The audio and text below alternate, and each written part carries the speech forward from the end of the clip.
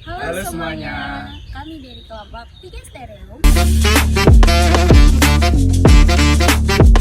Metamorfosis tahun 2024. Di sini kami akan menganalisis dan membahas tentang permasalahan efek gas rumah kaca.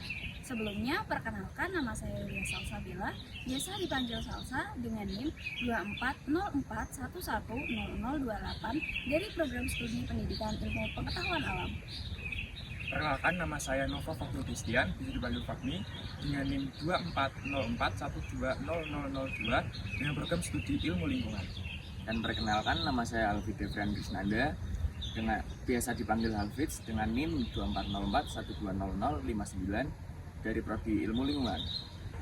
Perkenalkan, nama saya Muhammad Husni Akmal dengan NIM 2404110057 dari Prodi Pendidikan IPA.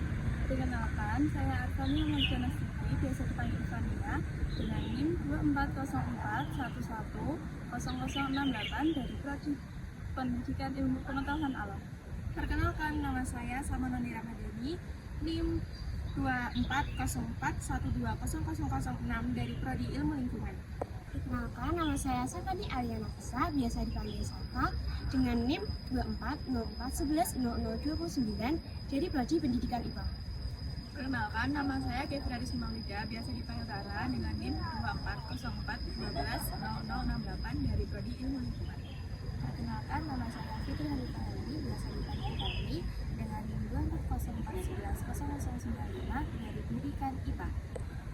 Perkenalkan, nama saya Bitsaina Nadila Zaria, biasa dipanggil Adia, dengan NIM 2404120024 dari Prodi Ilmu Lingkungan. Perkenalkan, nama saya Putri Azrufal Arya, biasa dipanggil Arya, dengan NIM 2404110021 dari Prodi Pendidikan IPA. Perkenalkan, nama saya Akila Nabila, dengan NIM 2404110016 dari Prodi Pendidikan IPA. Belakangan ini, cuaca panas ekstrim semakin terasa, khususnya di wilayah DKI Jakarta. Efek gas rumah kaca disebut sebagai salah satu penyebab utama cuaca panas ekstrim yang melanda wilayah Jakarta dalam beberapa waktu terakhir. Kementerian Lingkungan Hidup berpendapat, efek dari cuaca panas ekstrim kini tidak hanya dirasakan di daratan, bahkan di ketinggian atau di atas lapisan atmosfer sangat panas, kini makin terasa. Biasanya sengatan panas saat saya berada di atas pesawat atau ketinggian sekitar 33.000 kaki tidak begitu terasa. Tetapi sekarang, panas di ketinggian ini benar-benar menyengat. Ujar Asisten Deputi Bidang Pengaduan dan Pelaksanaan Sanksi Administrasi Kementerian Lingkungan Hidup, Widodo Sambodo. Dengan demikian, suhu panas di daratan dipastikan akan semakin meningkat. Sebagai konsekuensi hal tersebut, suhu udara di Jakarta selama musim panas ini telah tercatat mengalami kenaikan yang cukup signifikan. Badan Meteorologi, Klimatologi, Geofisika mengkonfirmasi suhu di wilayah ibu kota mencapai 40 derajat Celcius pada Sabtu 11 Oktober kemarin. Menurut Widodo, ada beberapa hal yang dapat dilakukan untuk menekan efek akibat gas rumah kaca yang semakin meningkatkan suhu di DKI Jakarta. Pertama, dengan melakukan efisiensi terhadap BBM. Kedua, membatasi pembangunan gedung-gedung bertingkat dan mengalihfungsikan lahan sebagai ruang terbuka hijau. Menurut Pak Widodo, tentu pembangunan gedung-gedung harus semakin ditekan dan lahan agar RTH dapat dibangun juga harus dilakukan. Jadi, ini bisa meminimalisir efek rumah kaca. Ia juga menjelaskan, sejauh ini DKI Jakarta masih jauh dari standar minimal RTH yang ada di Indonesia. Sesuai dengan ketentuan itu, setiap provinsi harus memiliki 30% RTH. Namun, hingga saat ini, wilayah ibu kota tercatat hanya memiliki 9% RTH. Melalui pemaparan berita di atas, kita dapat mengetahui tentang bahayanya efek rumah kaca. Selanjutnya, kami akan membahas apa itu efek rumah kaca yang akan dijelaskan oleh rekan kami. Fenomena ini tentu ada penyebab. Penyebab efek gas rumah kaca paling utama adalah aktivitas manusia yang menghasilkan gas-gas yang menyerap dan memancarkan kembali radiasi panas. Berikut beberapa penyebab terjadinya efek gas rumah kaca. Yang pertama adalah pembakaran bahan bakar fosil seperti pembakaran minyak bumi, pembakaran batu bara, dan pembakaran gas alam yang menghasilkan karbon dioksida atau CO2. CO2 memiliki peran besar dalam menghasilkan efek gas rumah kaca karena CO2 menahan energi berupa radiasi panas yang akan dipantulkan bumi keluar. Yang kedua, deforestasi atau kegiatan penebangan hutan juga dapat mengurangi kemampuan tumbuhan dalam menyerap karbon dioksida, sehingga dapat meningkatkan konsentrasi efek gas rumah kaca di atmosfer. Yang ketiga, ada pertanian dan peternakan. Kegiatan pertanian dan peternakan seperti pembusukan limbah organik dan emisi metana pada hewan ternak juga berkontribusi pada efek gas rumah kaca.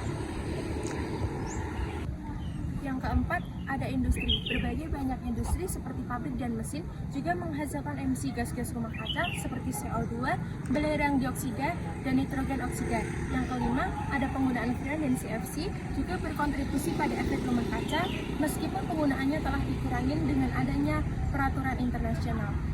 Nah, itu adalah beberapa penyebab dari efek rumah kaca. Nah, yang selanjutnya akan dijelaskan dampak keberlanjutan dari efek gas rumah kaca. Dampak keberlanjutan dari efek gas rumah kaca ini sangat serius dan berpotensi mengganggu dalam berbagai aspek kehidupan.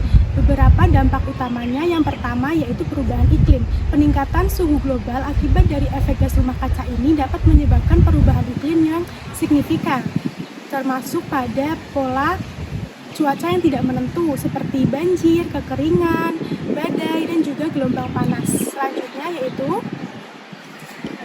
Selanjutnya adalah kesehatan manusia. Peningkatan suhu dapat menyebabkan penyebaran penyakit yang ditularkan oleh vektor seperti nyamuk yang meningkatkan resiko penyakit tropis seperti demam berdarah dan malaria. Yang ketiga adalah kenaikan permukaan laut. Mencairnya es di kutub menyebabkan naiknya permukaan air laut yang dapat mengancam kawasan pinggir pantai dan meningkatkan resiko bencana alam. Yang keempat ada gangguan ekosistem, perubahan iklim pada keanekaragaman hayati dan merusak adanya habitat sehingga berdampak pada keanekaragaman hayati, ekosistem alami dan kehidupan liar. Yang kelima ada pemanasan global. Nah, peningkatan konsentrasi gas-gas rumah kaca ya seperti karbon dioksida, metana, dan nitrogen dioksida yang memicu pemanasan global sehingga berdampak pada keseimbangan iklim global. Nah, tadi kan udah dijelasin tentang apa itu efek gas rumah kaca, penyebab, serta dampak keberlanjutannya. Sekarang kita akan memberikan beberapa cara untuk mengatasi efek gas rumah kaca. Yang pertama, mengurangi kendaraan pribadi. Gunakan transportasi umum atau sepeda untuk mengurangi emisi karbon dioksida dari kendaraan bermotor. Kedua, mengatasi penggunaan pendingin udara. Kurangi penggunaan mesin pendingin ruangan karena pendingin udara umumnya menggunakan gas CFC yang berdampak pada lapisan ozon. Yang ketiga, efisiensi penggunaan listrik. Optimalisasi penggunaan listrik dengan menggunakan sumber energi terbarukan dan meningkatkan efisiensi energi di rumah atau kantor. Yang keempat, pengelolaan sampah yang baik. Contohnya mengurangi penggunaan sampah plastik sekali pakai dan meminimalisir penggunaan kertas untuk mengurangi emisi gas rumah kaca. Yang kelima, menanam pohon karena pohon dapat menyerap karbon dioksida dari atmosfer.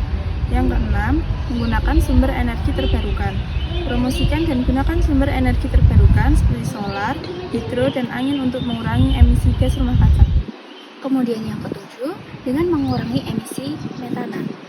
Dengan menerapkan sistem pertanian cerdas iklim. Yang kedelapan, menjadi vegetarian. Mengurangi konsumsi daging juga dapat mengurangi emisi metana dari ternak. Kemudian yang kesembilan, dengan mendaur ulang sampah. Dan yang terakhir, dengan menggunakan pupuk organik. Dengan menggunakan pupuk organik, kita dapat mengurangi emisi gas rumah kaca serta meningkatkan kualitas tanah. Sekian pemaparan dari kelompok kami tentang efek gas rumah kaca. Terima kasih, mohon maaf apabila ada kesalahan. Semoga bermanfaat. See you next time.